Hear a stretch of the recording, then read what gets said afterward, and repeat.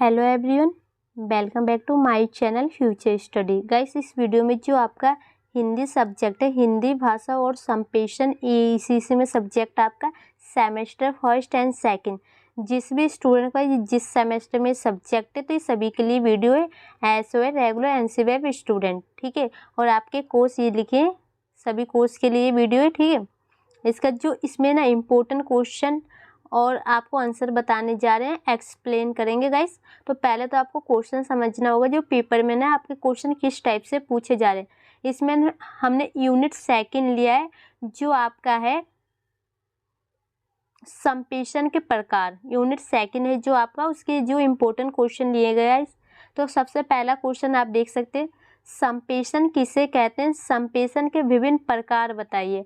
अभी आपसे प्रकार पूछेगा तो संप्रेषण के ना प्रकार के बारे में बताना। ये देखिए नेक्स्ट क्वेश्चन है, संप्रेषण के मौखिक और लिखित रूपों पर प्रकाश डालिए। तो ये प्रकार है संप्रेषण के, लिखित और मौखिक। एग्जाम्पल के लिए आपको अगर रूपे भी पूछा जाए तो यही लिखना है। तो ये देखिए इसके प्रकार हमने लिख रखे हैं। तो लिखित संप्रेषण है, मौखिक है, अनौपचारिक संप्रेषण, औपचारिक संप्रेषण। ये तो हमने यहाँ पर 4 प्रकार लिए। इसके अलावा भी काफ़ी ज़्यादा इसके प्रकार होते हैं।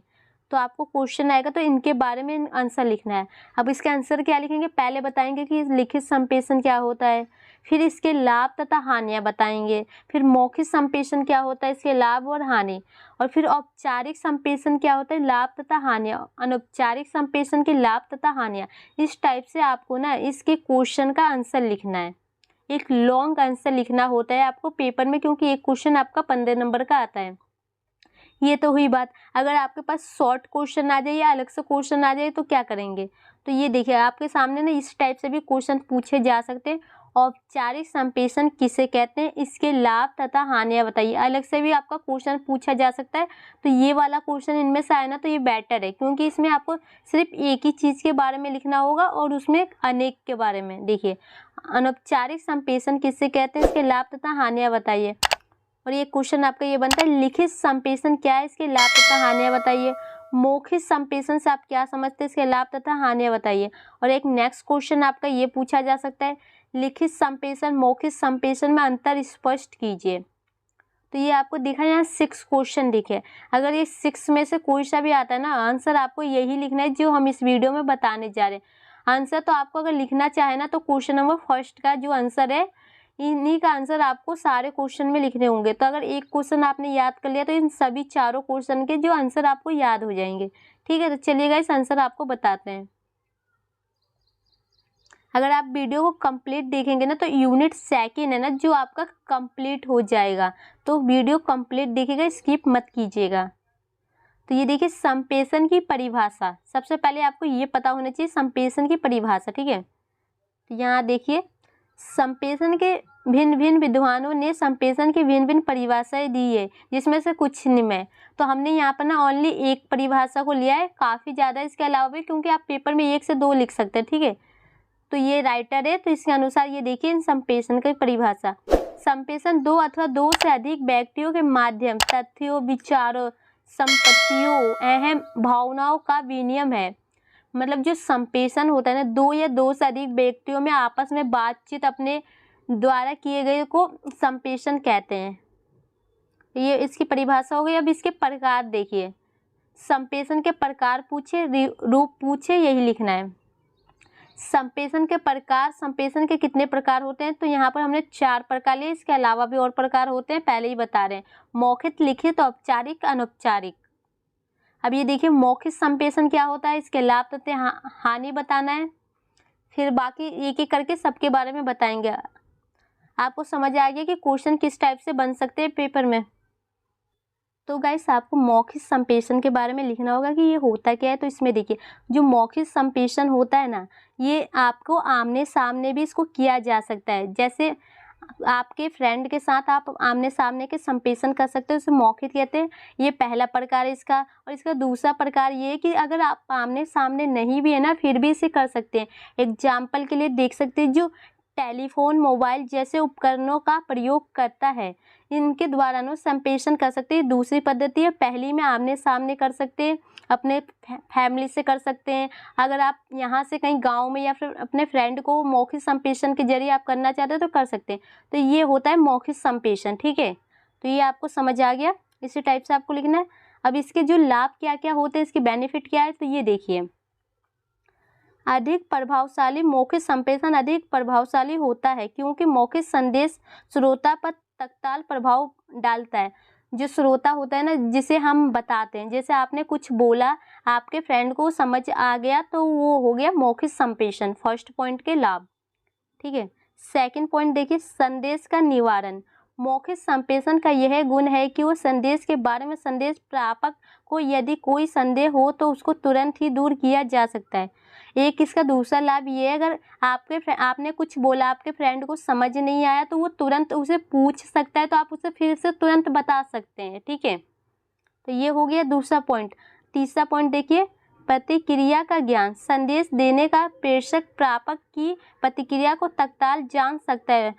संप्रेषण का वास्तव में उद्देश्य ही यही होता है कि न केवल संदेश भेज दिया जाए, अपितु संदेश प्रापक की प्रतिक्रिया भी जान ली जाए कि उस पर संदेश का, देखिए थर्ड पॉइंट का मतलब जो आपको बता रहा है ना, जैसे कि कुछ आपने अपने फ्रेंड को बताया, अगर उसे समझ में आ गया तो आप समझेंगे कि जो हमारा संप्रेषण है कंप्लीट हो गया।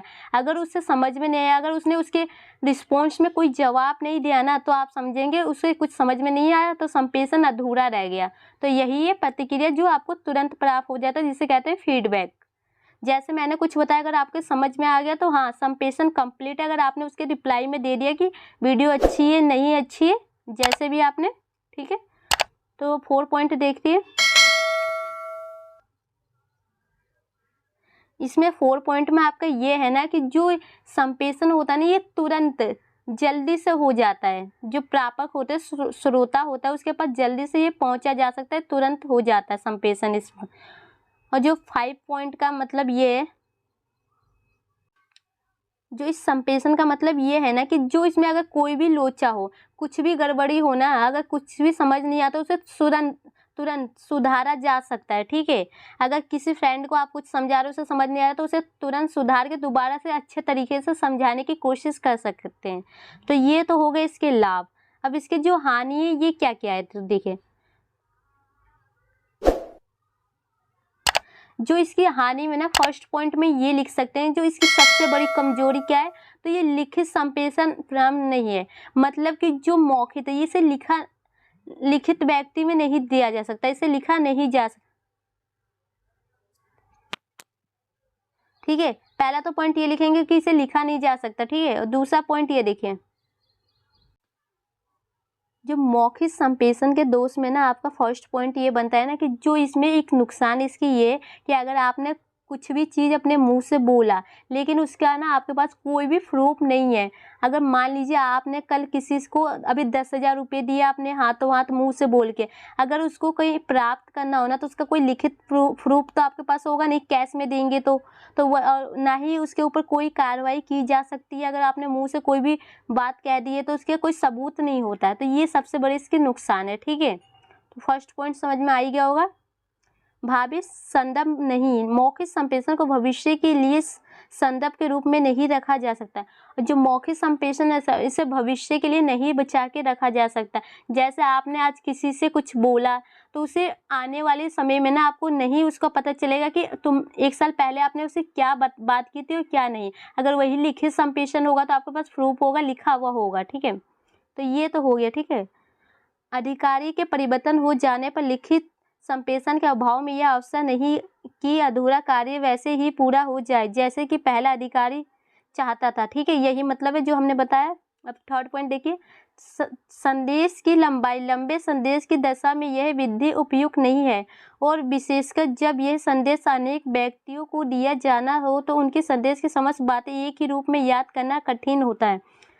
इसमें एक कठिनाई ये है कि अगर आपने कुछ बातें बताई है और उन्हें तुरंत याद करना हो तो वो मुश्किल होता है। आपकी बातें कुछ अंदर जाएगी, कुछ ऊपर से निकल लेगी, उन्हें सभी को एक साथ याद नहीं किया जा सकता मौखिक में।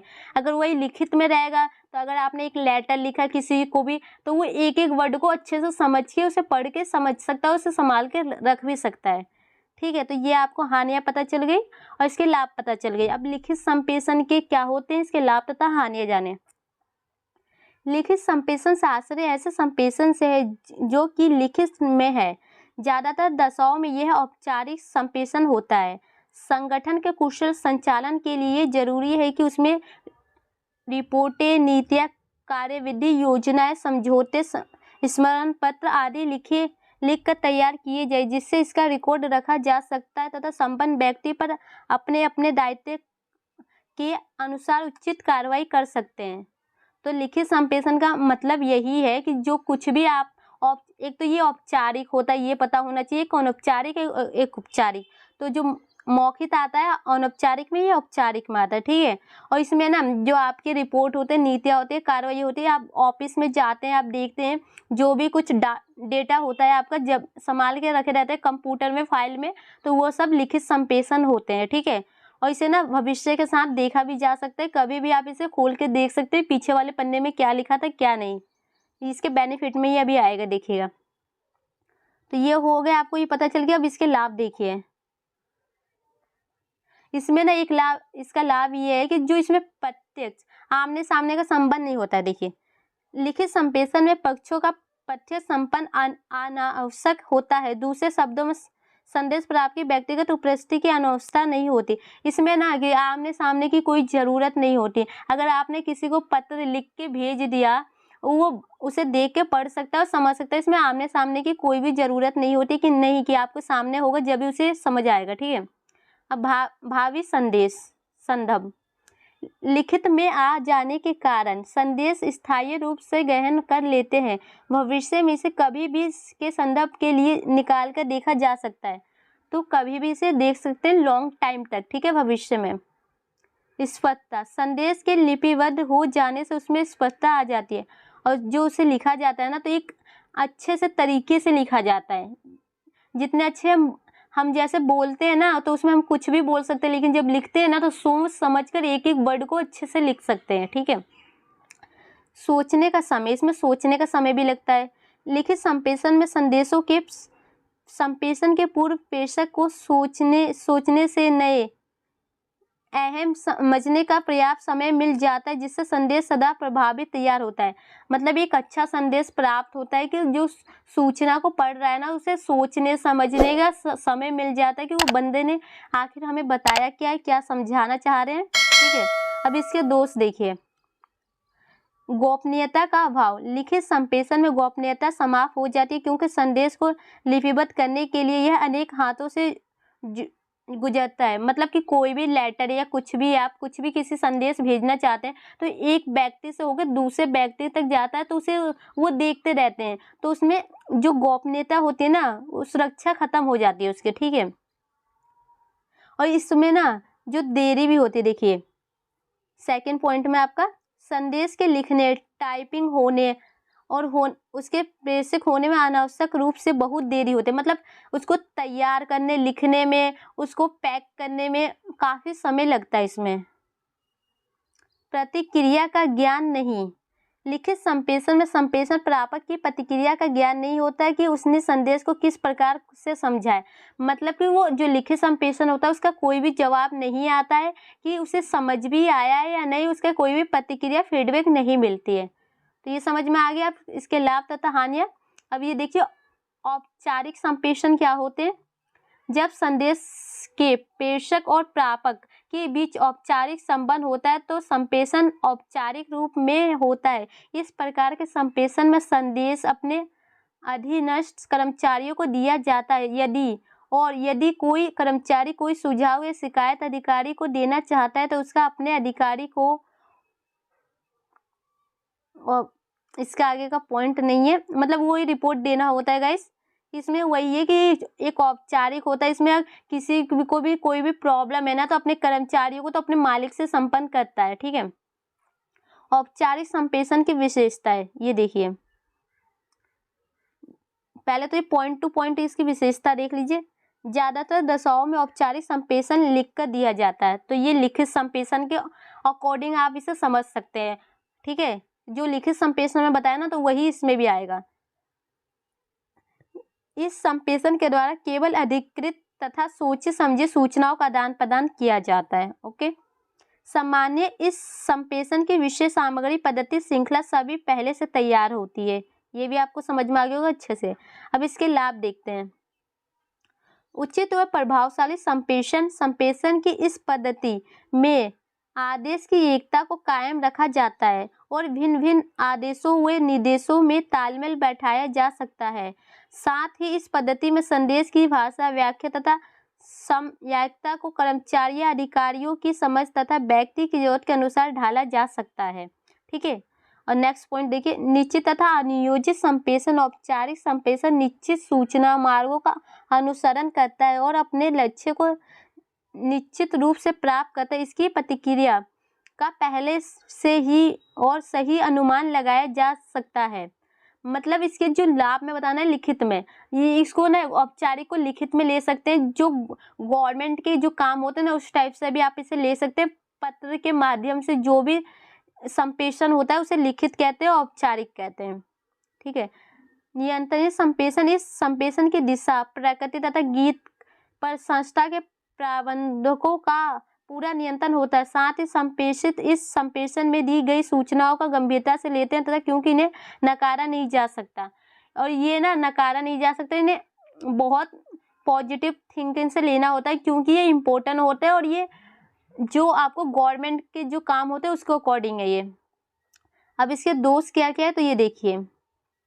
औपचारिक संप्रेषण के दोष। सूचनाओं का विरूपण। सूचनाएं जितने हाथों से गुजरती है उनका मतलब उतना ज़्यादा नष्ट भ्रष्ट हो जाता है। मतलब कि जितने भी व्यक्तियों के हाथों से गुजरती है वो सभी उसे देखते हुए आगे पार्सल करते हैं, तो उससे नुकसान होता है। सूचनाओं के प्रवाह में देरी। औपचारिक संप्रेषण में सूचना इतने ज़्यादा स्तरों के बीच से गुजरती है, सही अधिकारी तक पहुंचने में ना चाहते हुए भी बहुत देरी लगती है। फलस्वरूप उन पर तुरंत सही कार्रवाई नहीं की जा सकती है। अगर आप किसी भी मंत्री या किसी को भी लेटर लिखते हैं ना, तो आपको पता ही है, सबसे पहले आप पोस्ट ऑफिस में जमा करेंगे, फिर उसके बाद जो उनके कर्मचारी होंगे, फिर उसके बाद वहाँ से वो आगे जाते जाते प्रोसेस कितना टाइम लेता है, कम से कम 1 से 2 हफ्ता ले लेता है, वही बताया जा रहा है यहाँ, ठीक है। नौकरशाही। औपचारिक सूचना संगठन के ढांचे के अनुरूप आगे पीछे बढ़ती है, इससे दफ्तरशाही को जन्म मिलता है, ठीक है। उच्च अधिकारियों के कार्यभार में वृद्धि। जिससे उच्च अधिकारियों का कार्यभार बढ़ जाता है क्योंकि उन्हें अपने सामान्य कारोबार के अलावा ऐसी सूचनाओं का आदान प्रदान का भी काम भी करना पड़ता है जिनके उनके साथ कोई सीधा संबंध नहीं होता है। और जो वहाँ के अधिकारी होते हैं ना, उनको ये अपना जो तो काम करना ही होगा ऑफिस का, उसके अलावा भी जो ये सूचनाओं को आदान प्रदान एक जगह से दूसरी जगह दूसरे व्यक्तियों को देना, ये काम भी उन्हीं का होता है। तो ये नुकसान है कि अपने काम के साथ प्लस में दूसरे का भी काम करना पड़ता है बेचारे को। तो ये तो समझ में आ गया। अनौपचारिक संप्रेषण क्या होते हैं, तो ये जो अनौपचारिक है ना, तो आप मौखिक में ये लिख सकते हैं, ठीक है। जब संप्रेषण के प्रेषक एवं प्रापक के बीच और अनौपचारिक संबंध होते हैं तो संप्रेषण भी अनौपचारिक रूप से होता है। इसमें सूचनाओं का प्रवाह औपचारिक व्यवस्था के अनुसार नहीं होता, बल्कि भिन्न भिन्न व्यक्तियों के बीच अनौपचारिक तथा मैत्रीपूर्ण संबंध के आधार पर होता है। ऐसे संप्रेषण सामान्य प्रत्यक्ष एवं मौखिक होता है। तो आप समझ गए, ये मौखिक एवं अगर आपसे क्वेश्चन में ये औपचारिक या मौखिक आए तो दोनों एक ही होता है, थोड़ा बहुत डिफरेंट होता है। ऐसा संप्रेषण प्राय सामान्य स्तर के पद अधिकारियों के बीच पाया जाता है। इस संप्रेषण को अंगूरिता संप्रेषण भी कहते हैं। तो इस संप्रेषण को ये कहते हैं, शायद देख लीजिए, क्योंकि इसमें सूचनाओं कान फैलती है। एक दूसरे से कहा, दूसरों ने तीसरे से कहा और फिर तीनों ने आगे 3 से। मतलब जो ये अनौपचारिक है ना, अगर मैंने आपसे कुछ कहा, आपने अपने फ्रेंड को कहा, आपने उसके फ्रेंड ने उसको फ्रेंड को कहा, मतलब एक दूसरे में प्रचार हो जाना, ये अनौपचारिक है, ठीक है। तो इस सूचना का कोई निश्चित या सीधा साधा रास्ता नहीं होता, बल्कि ये उसी तरह टेढ़ा मेढ़ा होता है जैसे अंगूर की बेल। ठीक है, अंगूर की बेल होती है, उसी टाइप से आप समझ सकते हैं, सीधा साधा नहीं होता, इसे फैलाया जाता है। आप एग्जाम्पल के लिए आप एक ग्रुप में ज्वाइन है तो आप अपने फ्रेंड को बुलाते हैं, फिर उसके बाद दूसरे फ्रेंड, वो जो आपका दूसरा फ्रेंड है वो अपने फ्रेंड को बुलाता है कि एक ग्रुप बना देते हैं, उसी टाइप से। अनौपचारिक संप्रेषण की विशेषताएं देख लीजिए। यह संप्रेषण ज्यादातर आमने सामने बैठकर बातचीत के द्वारा किया जाता है। यह संप्रेषण सोपान श्रृंखला से होकर नहीं गुजरता, क्योंकि यह संबंधों की निकटता तथा संपन्नों की मौजूदगी पर निर्भर करता है, ना कि संगठन में भिन्न भिन्न व्यक्तियों की पदस्थिति पर। तो ये समझ गए, जो आमने सामने बैठकर बातचीत की जा सकती है वह है संप्रेषण। अनौपचारिक संप्रेषण में लोगों के बीच उतनी ही तेजी से फैलता है जितनी तेजी से जंगल में आग। एग्जाम्पल देख लीजिएगा, इस काफ़ी अच्छा है जो अनौपचारिक संप्रेषण होता है। जैसे एग्जाम्पल के लिए आप ये ले सकते हैं, जो जंगल में आग लग जाए तो कितनी तेजी से फैलती है। या आप देख सकते हैं जो एक दूसरे की जो चुगली करते हैं ना, तो वो कितनी तेजी से फैलती है कि उनके घर में ये हुआ तो इनके घर में ये हुआ। ठीक है, उसी टाइप से है ये। इसमें सनसनी पैदा करने की प्रवृत्ति भी होती है, क्योंकि हर आदमी मूल सूचना में अपनी समझ के अनुसार मिर्च मसाला लगाता है, जिससे इसके प्रभाव को बढ़ा चढ़ाकर बताया जाता है, दिखाया जा सकता है। तो आपको ये समझा, मिर्च मसाला लगाकर। जैसे कि आप मान लीजिए आपको मैंने 2 बातें बताई, आपने उसको अपने तरीके से मिर्च मसाला लगाकर 2 बातें किसी और को बताई, उसने अपने तरीके से किसी और को बताई। ये ज़्यादातर ना फैमिली मेंबर में ही होता है गाइस, कि आप समझते हो उसकी फैमिली के बारे में दूसरे बुराई करते हैं, उसके दूसरे बुराई करते हैं। यह संप्रेषण अक्सर प्रहार और गलतफहमियों से सरोबार रहता है। यदि किसी अधिकारी ने कोई निजी राय भी दी है तो उसे आने वाले आदेशों की पूर्ण सूचना मान लिया जाता है। आगे स्तरों पर तो इसे आने वाले संदेश की अधिकृत सूचना भी कहा जाता है। तो ये आप देख सकते हैं, ये जो निजी होता है इसमें गलतफहमियां ज़्यादा होती है लोगों में आपसी बातचीत में। ठीक है, तो ये हो गया। अब इसके जो लाभ देखते हैं, इसकी विशेषताएं आपने देख ली। अनौपचारिक संप्रेषण के लाभ। लचीला माध्यम। अनौपचारिक संप्रेषण विचारों के आदान प्रदान का एक बहुत ही लचीला माध्यम है, क्योंकि इसमें पद स्थिति या आदेश श्रृंखला का ध्यान नहीं रखा जाता। लोकमत का सही ज्ञान। अनौपचारिक संप्रेषण प्रबंधों को संगठन में काम करने वाले भिन्न भिन्न लोगों की निजी राय की लगभग सही तथा अच्छी जानकारी देता है। तेज माध्यम। अनौपचारिक संप्रेषण का एक बहुत ही तेज माध्यम है, क्योंकि ये कानों कान फैला जाता है। पारस्परिक सहयोग तथा अनौपचारिक संप्रेषण के द्वारा संदेश प्रेषक तथा संदेश प्राप्तकर्ता के बीच सहयोग तथा सब का विकास होता है। अनौपचारिक संप्रेषण के दोष। अब इसके दोष क्या है, तो इसमें जो गलतफहमियां होती है ना वो सबसे ज़्यादा होती है। तो देखिए, ज़्यादातर अनौपचारिक संप्रेषण में सच कम और अफवाहें ज़्यादा होती है। कई बार इसके कारण संगठन में मतभेद व गलतफहमियों का बाजार गर्म हो जाता है, जिससे असामाजिक तत्व अनुचित लाभ उठा सकते हैं। तो आपको समझ में आ गया, इसमें गलतफहमियां ज़्यादा होती है, लोग गलत तरीके से संप्रेषण करते हैं इसमें। असंगठित संप्रेषण। यदि अनौपचारिक संप्रेषण लोक सूचना प्रणाली के जरिए किया जाए तो यह डर बना रहता है कि समृद्ध आदमी उसे प्राप्त भी कर पाएगा या नहीं, और इसका क्या स्वरूप होगा। ठीक है, और नियंत्रण में कठिनाइयाँ। अनौपचारिक संप्रेषण को नियंत्रण करना कठिन होता है, क्योंकि ना तो इसके आदि और अंत को मालूम किया जा सकता है और ना ही इसके प्रवाह और दिशा को नियंत्रित किया जा सकता है। इसका ये नहीं बता सकते कि इसका लास्ट एंड कहाँ पर होगा और ये कितने व्यक्तियों से होकर गुजरेगा, तो इसमें कुछ भी नहीं होता। तो ये समझ में आ गया। अब लिखित और मौखिक संप्रेषण में अंतर आपको बताने जा रहे हैं। अगर औपचारिक अनौपचारिक संप्रेषण में आपको अंतर पूछा जाए ना, जिस टाइप से हमने बताया इन्हीं दोनों को अंतर में कर देना है। ठीक है, तो ये देख सकते हैं मौखिक संचार और लिखित संचार के बीच महत्वपूर्ण अंतर है। ठीक है, संचार का प्रकार जिसमें प्रेषक मौखिक रूप से संदेश भेजने के माध्यम से सूचना प्रेषित करता है। संचार मोड जो सूचनाओं के आदान प्रदान के लिए लिखित या मुद्रित पाठ का प्रयोग करता है, लिखित संचार के रूप में जाना जाता है। ठीक है, लिखित संचार में पूर्ण सत्य यह है कि प्रतिभागियों को संरक्षण होना चाहिए, जबकि मौखिक संचार के मामले में ऐसी कोई स्थिति नहीं है। लिखित संचार में उचित रिकॉर्ड है जो मौखिक संचार के मामले में ठीक विपरीत है। लिखित संचार से तेज है, मौखिक संचार लिखित संचार से तेज है। एक बार बोले गए शब्द मौखिक संचार के मामले में उल्टा नहीं किया जा सकता। दूसरी ओर लिखित संदेश में मूल संदेश का संपादन संभव है। संदेश की गलत व्याख्या मौखिक संचार में संभव है, लेकिन लिखित संचार में नहीं।